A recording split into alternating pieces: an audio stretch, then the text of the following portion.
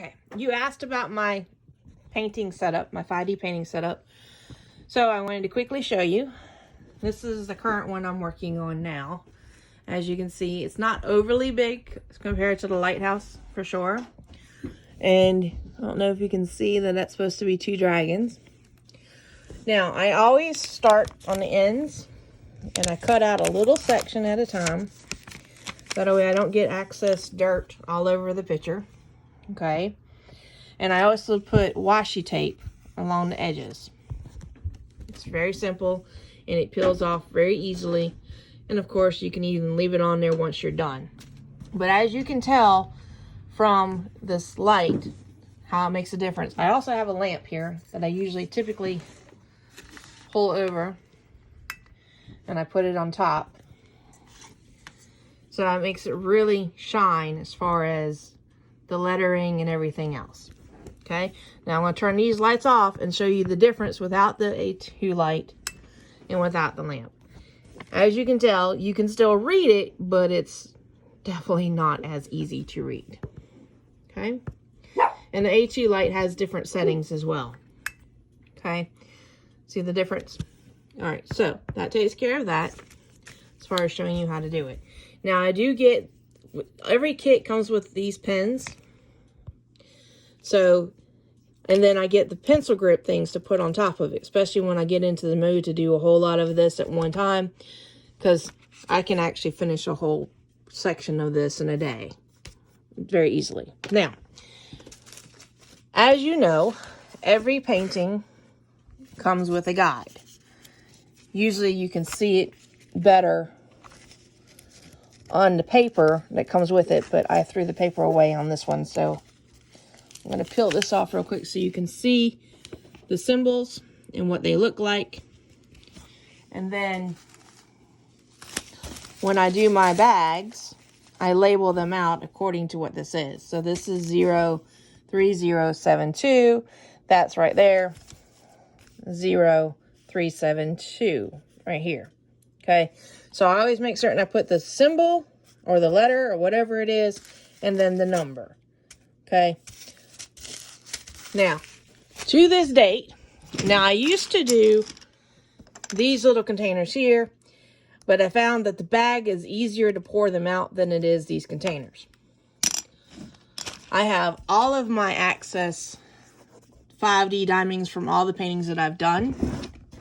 I still have them all, and as you can tell, I went from labeling them different ways to, and then I had these containers.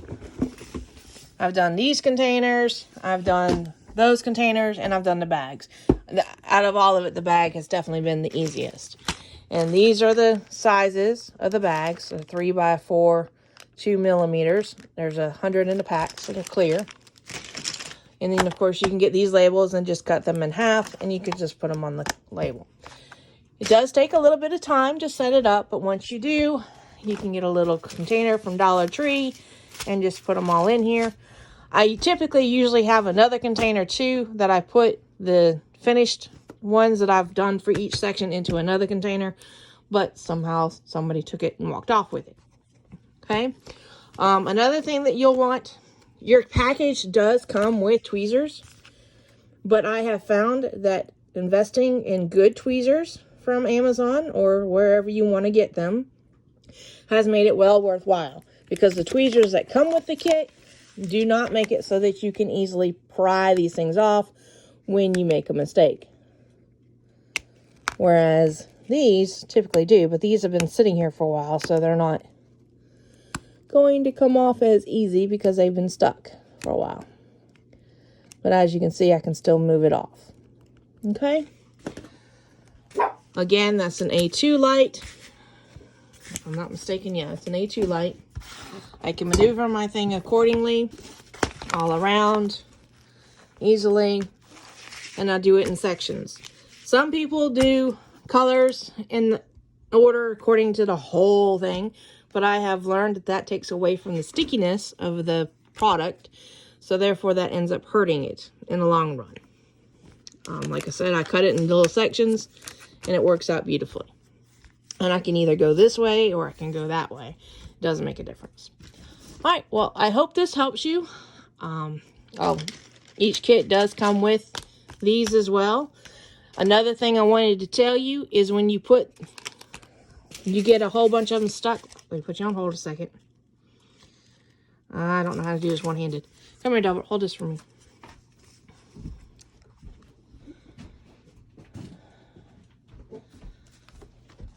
The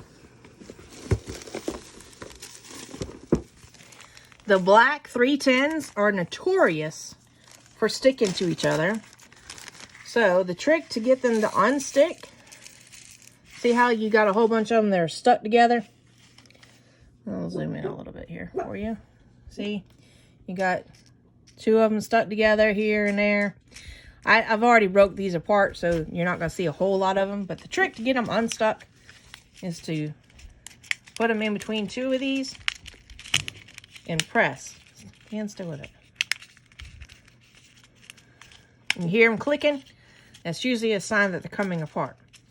Okay? You notice they're not as together. Another way to do it is to take the tweezers and hold them. Well, Spyro.